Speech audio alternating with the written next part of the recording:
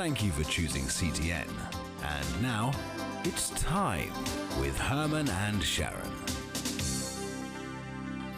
I love you. Thank Hi, you so everybody. much for joining us. This is my wife, Sharon.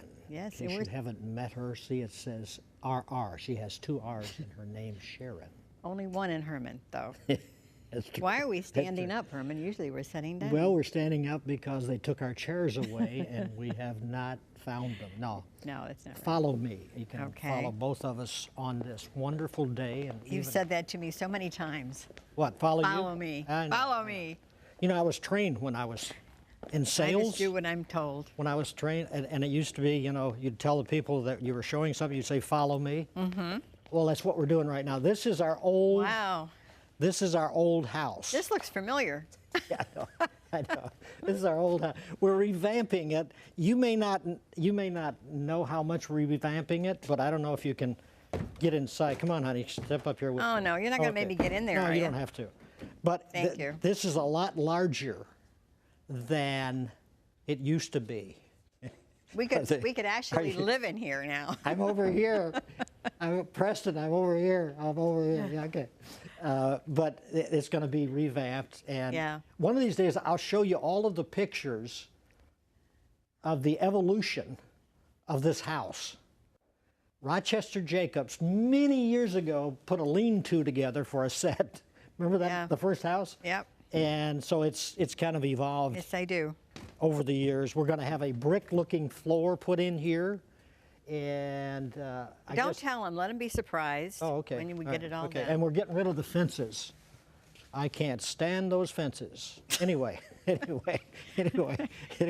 We to, need fences. to continue the program, I want you to take a look at this new movie, and I'm going to talk to the guy that wrote the script, Yeah.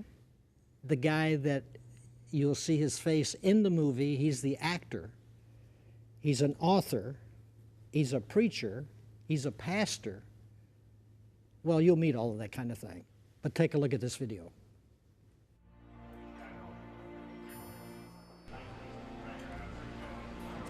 That was quite a moving service this morning. How did you know about Fred Olson and the chronic illnesses that he's suffered from for years? I didn't. God did. So you're telling me that God told you about all those people today? Yeah. I never met half of them until they came up for prayer. I didn't have a clue about their story. That's amazing. Why? You know, God is omniscient after all. Oh, yeah. I mean, that's true. Did you realize that you forgot to take up an offering today? Nah, I didn't forget. We have a box in the back with a sign that instructs people to give as God directs them to. Well, that's an unusual approach. I mean, don't you think that people would be more apt to give if the plates were passed? Wouldn't God bless us for being more generous to the church? God will bless us for giving, but not necessarily in the way some people expect. And God is nobody's lotto ticket. He sees into the hearts of people. If they give just to receive recognition or to get back from Him, they're not really giving, they're just working a system. Well, Pastor Wolf says it works for him. Yeah, I know it works for him. He's on the receiving end of those seed offerings. You know, I really think it's a conflict of interest for him to solicit funds for his church and using those promises like that. Pastor Shepherd, did you realize that Pastor Wolf and I are seriously dating? It's been brought to my attention. And yet, it doesn't matter to you that you're offending me? That's almost the last thing in the world that I want to do, Anita. But the very last thing I want to do is offend God. And that requires me to speak the truth. In love, of course. Let's switch to a more pleasant topic. Okay?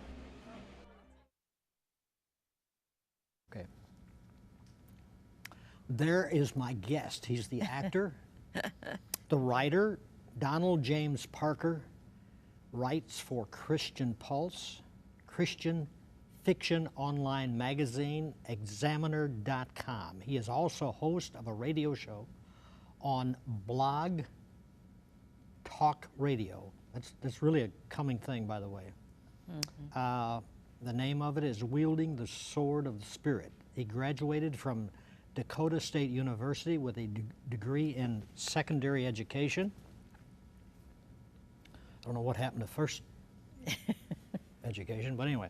He later studied computer programming and turned his writing efforts to software before becoming an author.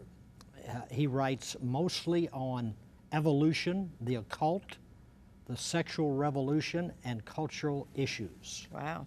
Good to have you. Thank you, Herman. Thank Nice you, to Sharon. have you. Do you enjoy it, acting? Oh, I love to act. I really, you come alive when you're in front of an audience like that. It's hard to explain if you haven't been there before. I was teasing him back in the green room. I told him the only reason he's here is because Kelly Nealon Clark, the female that you saw there, she is a gospel singer. The Nealons. It used to be the Nealons. And she yeah. had this They still are the Nealons. Yes. Yeah. She They had, still use the name, right? her dad passed away on a cruise with the Gaithers. He was always on the Gaithers, Yeah. traveling with them. And he was a tall, handsome guy, but had the lowest bass voice you have ever. Is like amazing. I mean, he could hit notes that no person could ever imagine. But so she had a great background. Obviously, she picked up the same gene, and but when I saw her on the cover of this, in fact, the website that you will see on the screen from time to time, you can order your movie also. This is what you can put in your DVD and see the full length of it. So how did you get together with her for this? Well, Talk her into it, I guess. she had gotten involved in a movie with some friends of mine, Uh-huh. and we were friends on Facebook. And you know, I needed someone, an attractive female, about her age. Yeah. She was maybe a little young for the part. But So you were kind of doing a hit on her in this movie, weren't you? just well, in the filming, just thought I'd say that. in the Yeah, I guess filming, so. the other pastor and I, who Yeah. were rivals for her attention. Yes. We bantered back and forth with each other, you know. Yeah. But she's a great gal. She and is. I thought she did a really fine job. It's her first job, her first time in being a lead role in a movie. And I thought she did an excellent job. The clip we just saw, how many takes? Well, the way we shoot, I don't have a lot of money. I finance these films through my retirement funds. Seriously? Yeah. So it's not a joke. No, I've financed 10, made 9 of them myself that I produced. And so I don't have a lot of money to Do you spend. ever get your money back? No, not yet. So it's a missionary project. It is. And so, and now the train of thought is left and there were no survivors. That's a good one. I haven't heard that one. Okay, so when I hire people to act in my movies that, you know, a lot of people haven't heard because I can't afford to go for the, you know, obviously the A-listers. So in other words, every take is money. Right, and Yeah. so the way we shoot, now you got me back on the track. That's the reason I did that. So the way we shoot is, you know, if you watch filming on TV or something, you might watch and they do something and somebody messes up and they say, cut. Yeah. And then they start over from the beginning and do the whole thing again. Sure. We don't do that. Yeah. We film and somebody makes a mistake, we go, okay, hold on, pause. So they and forgot then a word. Pick right up where we left off, and then we let the editor do all the work. He's got more time than we do on the set, so Yeah. so that's the way we shoot. And so we shot that movie in 7 days. Wow. And the location, how do you pick those? Well, so you have to have it's where I live.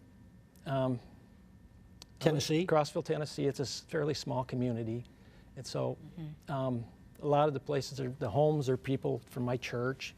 The churches are obviously pastors who I know or You where I wrote went the to script church. on this one? I wrote everything, yeah. Okay. So you got to have a beginning, a middle, and an end. So was this something in your mind that you have to get your own copy, okay? But I'll give you just a little understanding. I don't want to give the movie away. But the preacher, the other guy that's hitting on Kelly also, he is the kind of preacher that's after money. Okay, that's kind of his premise. And if you give, you're going to be blessed, and that kind of thing. You've heard that before, right? So this preacher that Kelly's talking to, that he is letting her know that he's single also, he's not coming from that direction. You're coming from, you just preach the word and let it fall where it may. Yeah, basically my modus operandi is I listen to what the Father has to say and I do it just the same way Jesus did it. That's where he's evolved to in his walk with the Lord. So that whole script then must have been in your mind as something you wanted to kind of bring that truth out in a movie. Well, it actually started out with the title of Hyper Grace. Hyper Grace? Yes. This is something that really disturbs me, is that today we have people out there, they use the word grace and Jesus to justify their sins. To say, you know, and that's the way the pastor's in this movie. You know, it doesn't matter what I do as long as I say that Jesus saved me, that I'm saved. You know what is interesting, though, that if you follow that to its beginning, most of them that are doing that were coming from the Armenian doctrine, which is you lose your salvation. You understand that, right? And of course, there's eternal security where when you're saved, you're saved. So if you're saved, that's what begs the question. Yeah, but here's the premise. They didn't buy into the fact that you can keep your salvation. So you gotta then add grace in there, that you can do what you want, and the grace of God takes care of you. So they don't have to admit to eternal security. My premise. My premise. So continue. Do you know where you were? Can you get on this train again? So, Hyper Grace, Michael Brown wrote a book with that title. Yes. And so that title was kind of used already. So I'm thinking, how am I going to talk about this need for holiness, for people to follow the Lord instead of, you know, our physical wants and desires and so on. And so this evolved from that. You know, whenever I have a message to deliver, you know, there's the old adage that a spoonful of sugar helps a medicine go down. And so I've got this message that may not be very pleasing to some people. So I have to wrap it around something that is more entertaining and pleasant. Watch. So a romance, and some conflict there and stuff. And so that's how it all developed. I just sit at my computer and start typing. I don't know how long it took me. It took me a while to write that one, because sometimes, you know, I'll sit down with an idea and 3 days later I got a script. And with this one, it lingered on and on. I wrote part of it and I walked away from it. I wrote some more. It must have been on your mind, pretty heavy on your mind. That's why you felt you needed to write it? Yeah. Mm-hmm. This particular one, Best Friends. Genetically modified. I watched some of this.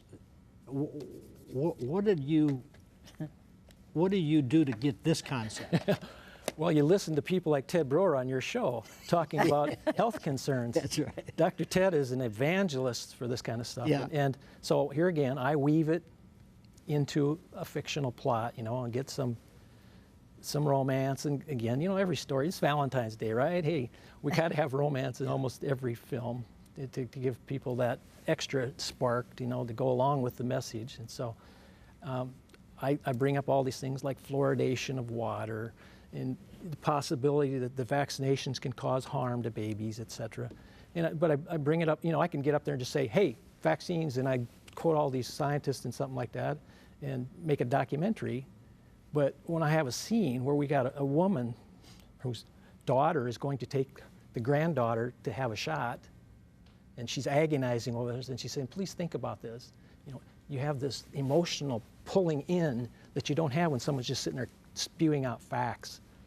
and possibilities. So that's why I choose, and Jesus chose parables, so I think I have a good predecessor in choosing this medium for trying to get messages out. So. Right. Growing up, what did you want to be? A forest ranger was one of the things. I would have I can loved. see you in that uniform. I would have loved. I love the outdoors, and ironically, I got stuck working in computers, Yes. and now writing. I hardly ever get outdoors. But I also would have loved to have been a professional athlete. I was crazy about sports. So. But now I just want to do the Lord's work. So You jumped past a lot of your life.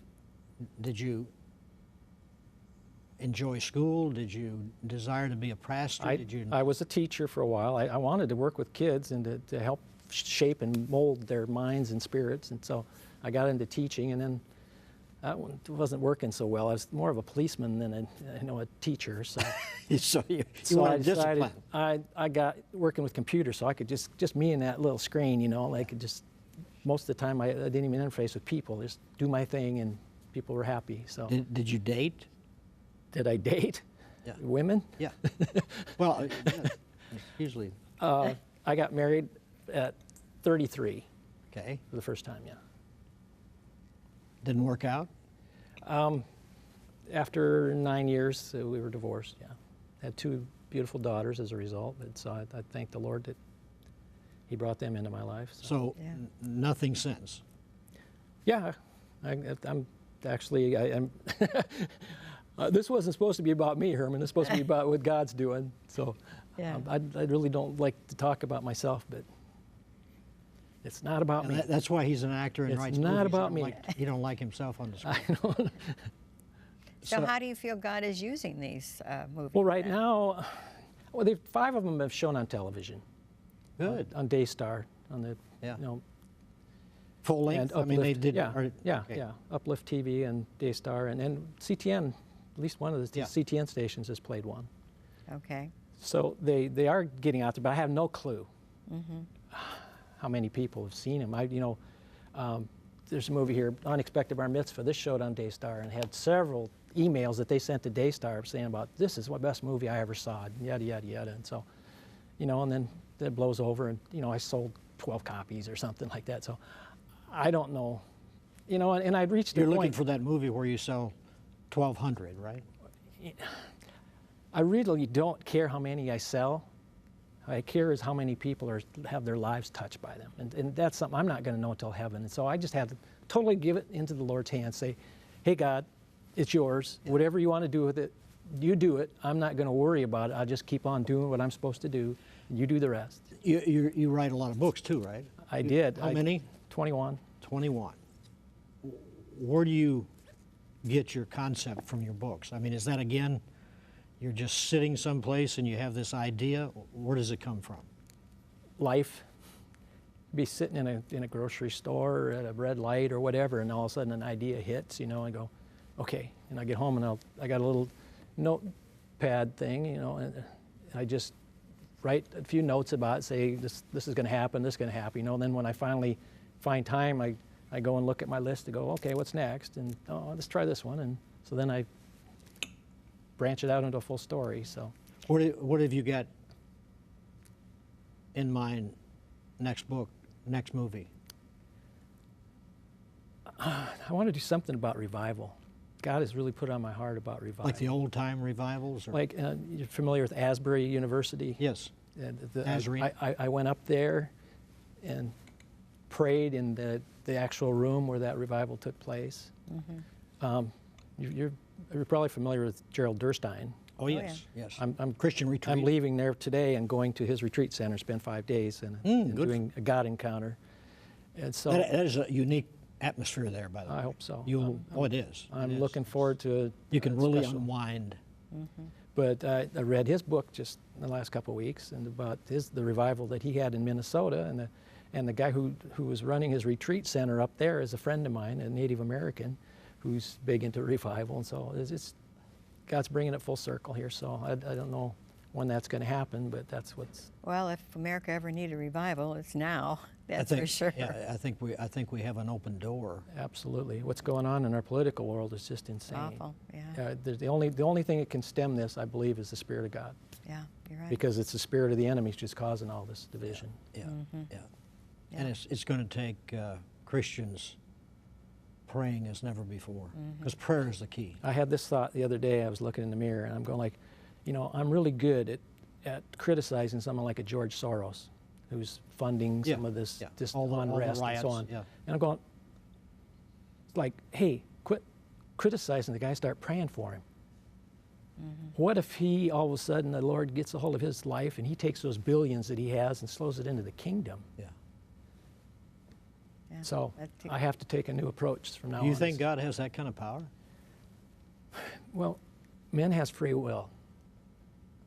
He can't force George Soros to become a believer, but he can place plenty of signs in front of him that he has to ignore in order to not become a Christian. I mean, you hear stories right now of Muslims and Jews that are seeing Jesus. They're having visions Yes, they are. and being saved as a result. Why can't George Soros have such a vision? Now, he may change his Yeah. alcohol, you know, the type of alcohol he's drinking when he has that vision and ignore it, but maybe not. And Well, just, the Apostle Paul was killing Christians. Absolutely. And it would take probably an appearance like that, like Paul had, for him to change, maybe. But Can you imagine what kind of a testimony Hillary Clinton would have right now if all of a sudden the Lord got a hold of her and she stood up there and said, I've been wrong all these years. God is on the throne, not me. These ideas that I had are men's ideas. These are what God's ideas are. Can you imagine how powerful that would be? You know, I find myself early in the morning praying, because you know the Muslims 5 times a day, Yeah. they get on Yeah. those rugs and pray. And my prayer is that when they lift up, they will see Jesus high and lifted up. Because Christ died for them, shed his blood on the cross of Calvary, went to the grave, rose the 3rd day Yep. for them, as well as for you. Yep. Yeah, absolutely. And a lot of we don't know how intense the inroads that Christ is making in those countries, because Yeah. they can't really publicize it because they'll get killed. Yeah. But I've heard that even Iran is mushrooming the Christian population. China. And China. Yeah. I've read a couple of books about the persecution of China and some of the pastors there. That's another thing that's on my. I'm writing a script about persecution and people in prison for their faith. It is going crazy. Yeah. And they're actually they have these, I think they're called 3 self-churches, which were government sponsored. They said, okay, you guys can have church, but you can't preach to kids that are younger than 18. You can't do this. You can't do that. Basically, they're keeping the Holy Spirit out of the churches and make it, you know, just a social club. You can't preach outside the church and so on. Those churches are now finding the Holy Spirit, and they're on fire for Christ too, even though they're part of the Chinese approved system. Well, yeah, Yeah. If in China, because I was reading Randy Alcorn's book, he has a novel that, as you know, a novel can bring in the exact truth. And it is a very detailed example of what preachers have to go through in China, because the whole premise of the story is they come here, they get their education, and to show you the burning desire they have to reach their people for Christ, they go back into that country where they know Yep. that raids are made often on these home churches. Yep. And they will raid the home and take everything they've got, and in many cases, they die right there. But sometimes the soldiers want to let them know, if we come back and find this again, all of you will die, including children. But that's what they live in. So when we, you know, wake up on a Sunday morning and we get Yeah. in our automobile and we drive to our church and we sit down and we enjoy this message and the music, someplace in the world, that very act could cost your life. Yep. that's right. And they consider going to prison as going to school. That's where they think they learn the gospel and they learn to suffer for Christ.